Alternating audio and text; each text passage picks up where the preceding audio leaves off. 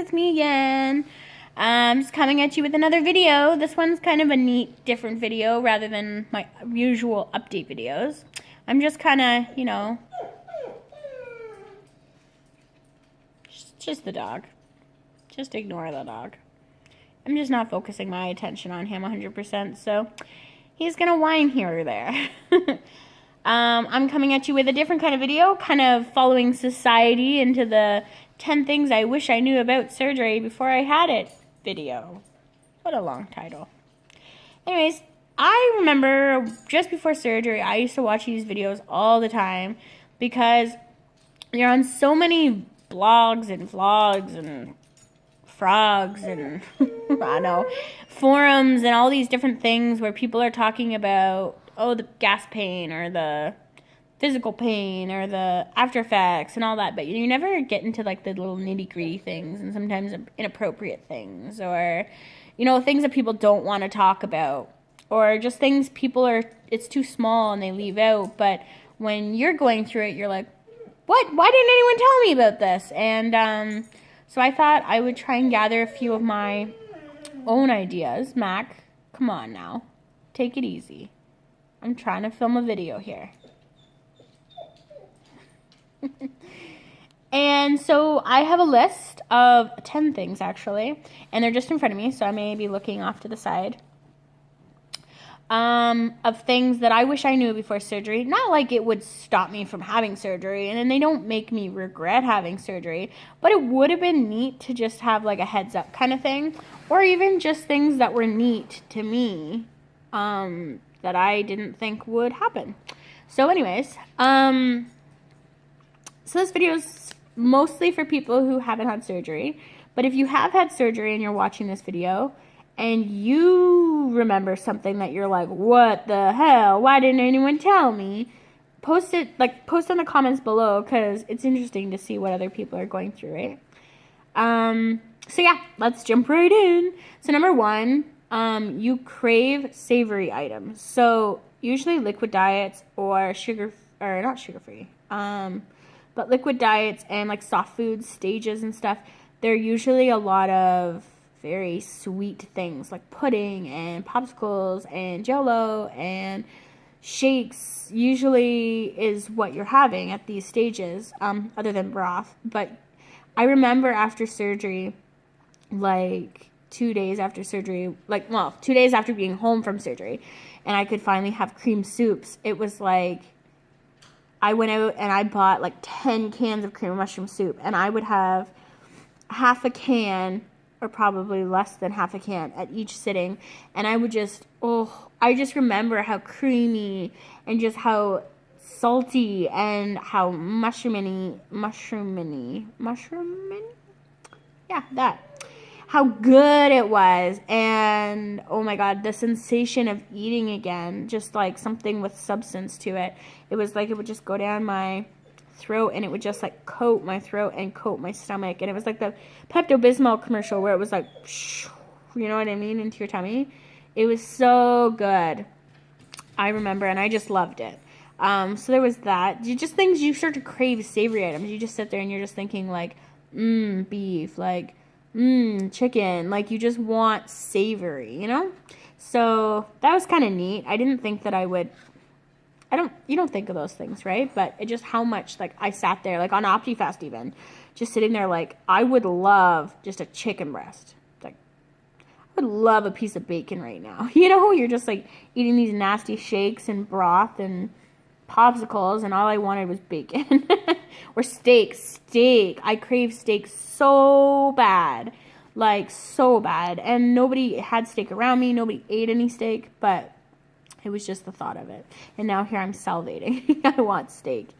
Number 2, you are super, super emotional when going through your liquid pre-op diet on OptiFast. Like, so emotional. Maybe it's just because I'm normally an emotional person, but I was overly emotional. It was like,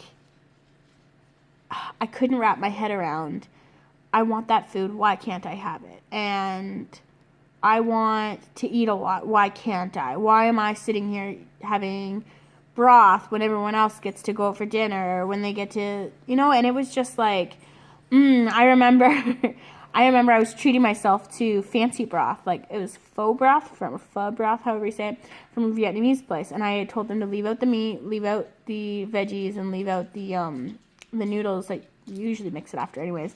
I just told them, leave it all out, I just need the broth, so I paid for the broth. And then Matt was like, oh, I'm really craving Harvey's. Can we go get a burger? And I was like, boy, you gonna lost your mind. And we went and we got Harvey's. And I sat there and I cried. I was like, all I want is a burger and fries. Why can't I have it? And he's like, this girl's crazy. And I felt like a crazy lady. I just kept crying over silly things. Like, I was at the grocery store and I went and turned down the wrong aisle, and I was like, why did I do that? It was ridiculous. I couldn't imagine it. I didn't realize how emotional I'd be. And I think it's still like the mind game too. Like after surgery, your portions are cut down and everything, but that's because you're forced to. Like you will physically hurt if you overeat. Where before surgery and you're just eating normally, and then all of a sudden it's, hey, you're just having liquids and a couple veggies. Good luck with that. Your stomach's going to be the same size, so you can be starving as much as you want, but you can only have this much. And, it's just, I think that's very hard to also wrap my head around. So I worked around it.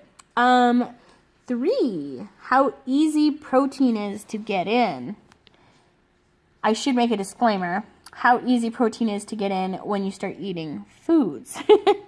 I remember when I had to have Premier Protein, and I loved Premier Protein before surgery, and after surgery it was like, ugh, I don't want this. But as soon as I was able to eat like chicken and eggs and stuff, protein, we're supposed to have 60 grams. Well, I shot up to 90 to 120 easily after when I was taking in physical food. I love protein. I love cheeses. I love dairy. I love nuts. I love everything that has to do. I'm like not picky at all. So getting in whatever type of food I need is pretty easy for me. The thing that I found hard, which I used to drink a lot of water before surgery, I cannot get in water to save my life. I don't know what it is. I feel like, why am I wasting room in my stomach when I could be putting food in there? I think that's my mentality. It shouldn't be, but it is. I have a 1 liter water bottle that I carry around. It's got like a big handle, and I carry it around everywhere with me. Do you think I can finish that thing? Nope, not a chance. Nope. I fill it up. I just keep putting ice in it. Just maybe it's the ice that makes me drink it. I don't know. No, doesn't matter. Doesn't matter. I won't drink it. I try so hard. I really do. Flavoring, orange, grape, blueberry, cherry. Doesn't matter. I won't drink it. I don't know what it is. So I gotta figure something out here because I don't want to get dehydrated. Now I do have tea, and it's not like I have caffeine-free tea. And my favorite, I should have put it in my last video, my favorites, it's lemon balm cleanse tea. And I think it's like honey, lemon, and elderflower or something like that. Oh my God. You buy the little tins of Tetley teas from the grocery store. It was gone in like a week and a half. It was crazy. So that classifies as water too, because I'm not putting sugar, milk, honey, anything in it. It's just tea bag of water. So I probably have about 3 to 4 glasses of that, plus probably 1 to maybe 2 glasses of like straight water. I'm trying really hard. But anyways, so number 4, I kind of goes in with the super emotional, but the mental game. It's strong for me anyways. I have clean your plate syndrome, which most overweight people do. There's starving kids in Africa. Clean your plate or you sit there until it's gone kind of thing when you're growing up, right? And it's just like, although my plate I have and the portion on the plate is 1/4 what it used to be before surgery, I still get full off, pardon me guys, off that 1/4. And I'll eat like half of that 1/4. But because it's on my plate, I will sit there, even like when we're watching TV or whatever, the plate will sit beside me and I will nibble on it till that plate is gone. Because I feel like I have to. I don't know. I should just automatically take it to the kitchen and put it away. But I don't. I just feel like that plate needs to be clean. I can't leave food on there. So even if it takes me 3.5 hours, that plate will be clean eventually. And I'm still losing weight, so I don't think that's an issue, but like it is an issue. Like mentally it's an issue. Like that plate doesn't need to be clean, so stop trying to clean it. So I don't know. I have to get over that. That's another thing. But I didn't think it would be this strong. Like it honestly just thought, oh, I'm full. Oh, that's the end of it. But it's not. And I don't know. It's something also like I said, I have to get over. 5, I became a liar. You go to restaurants and the waiter or waitress looks at you like, do you not like your food? Do you want something else? Do you want me to tell the cook? It's like, nah, I'm full. I ate before I came, or I'm just not feeling well, or some sort of a lie just to get yourself out of it because you don't want to tell the big group of people or make a scene around you that I've had surgery to cut out my stomach because I'm a fat ass. You know what I mean? It's like you don't want to sit here and have to explain yourself to every person why you don't eat a lot of food. So I feel like I'm constantly making up lies or constantly making up stuff. Even at work, they're like, here, try this new chips and salsa, or try this donut. It's new at Tim Hortons. It's like, no, it's okay. I'm just not feeling well. Where before surgery, it would be like, yeah, give me that. So it's interesting. Or when you go to people's houses and they cook you a dinner and it's like, you only eat a little bit. And they're like, that's it? Sorry, I'm full. I had a little nibble before I came. And then it's like, now you look like an idiot because you knew they were cooking for you. It's a vicious cycle. And I feel bad, but it's true. I can't eat that much. And sometimes I don't want to tell people. So number 6, stalls. Stalls are real and they are hard to deal with. I think I had a 3 or 4 week stall and it pissed me off because I was eating like 1,000 calories. I was eating all my protein and my carbs were super, super low. Like they were under like 70. And my fat was decent. Like I can't remember where your fat's supposed to be at, but like it was all healthy fats. It was coming from cheeses and it was coming from dairy, like milk and cottage cheese and stuff like cream cheese and stuff like that. And it wasn't coming from like bad areas like chips and stuff. Like I wasn't having anything bad, and I was very disappointed in myself. Like, why won't you lose this weight? Like, what's wrong with you? Like, you start blaming yourself and regretting the surgery. Like, I had this surgery to lose 24 pounds. Like, give me a break. This is stupid. And you get so mad. And I know I'm not supposed to weigh myself every day, but every morning after my morning pee, I weigh myself. And I do it every single day. And I started reading other people were having stalls too, and I should have just got over it, but I didn't. I kicked myself in the butt for it. But eventually I started to budge, and we got there. So I don't know. They're hard to deal with, so you just got to get over it.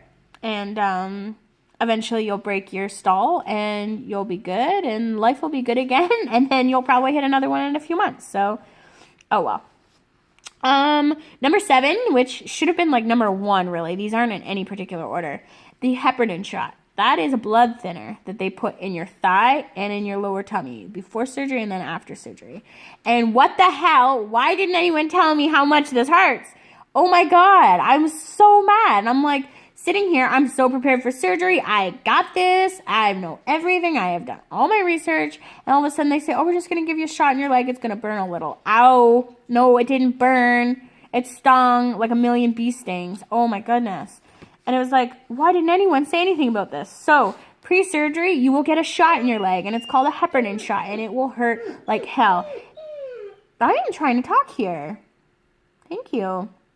And when you're sitting there on your the operating, or on the stretcher before the operating room, and they give you the shot, and you'll be like, I remember. Lindsay told me about this.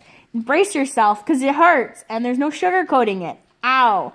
And then it took me about 4 weeks to get rid of the pain.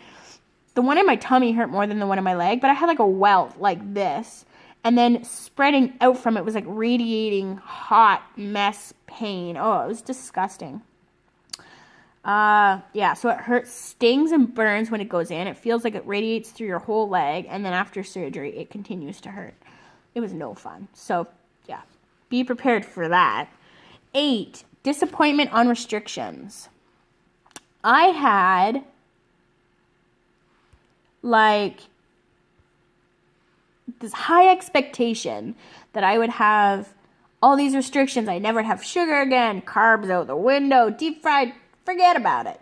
No, I can have anything and everything. And I have gone out with dinner with people. I have cooked at home. I've had rice. I've had pasta. I've had bread. I've had stuff with sugar in it. I've had stuff without sugar in it.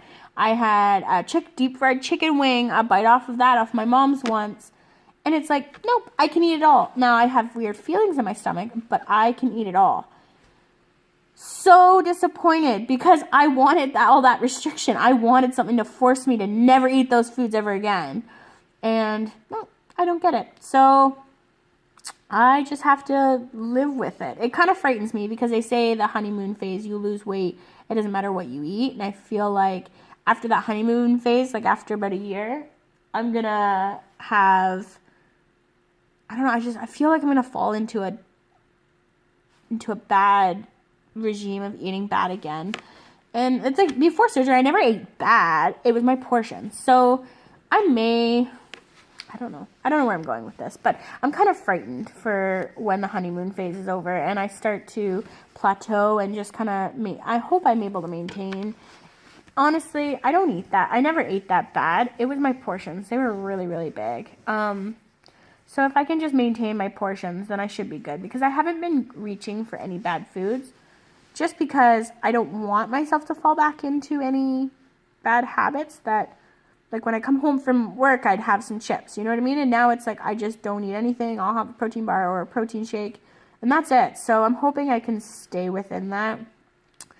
But yeah, the lack of restrictions was very surprising. Because I hear all the time people get sick off salad. People get sick off of sugar, they dump, they do this, and I don't, none of it. Just eat.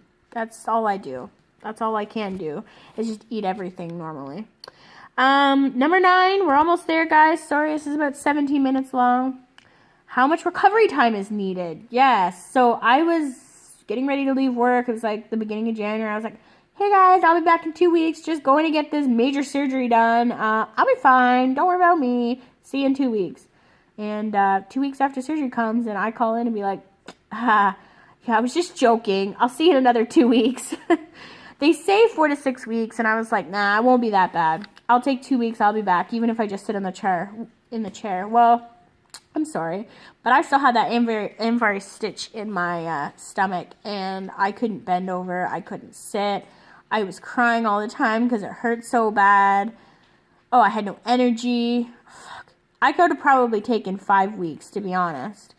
Because after my first week back at work, I was so tired by Friday. I couldn't even keep my eyes open at work. So, honestly, guys, if you think you can brave it out to make, like, the 4 weeks, you can't. I'm sorry, you won't be able to. Or you brave it out to do 2 weeks, you can't. You have to take the 4 weeks. Honestly, guys, you should.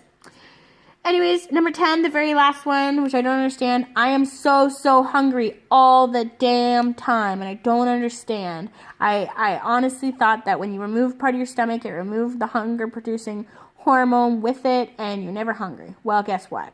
I am like this all day long. Super hungry, super full. Super hungry, super full.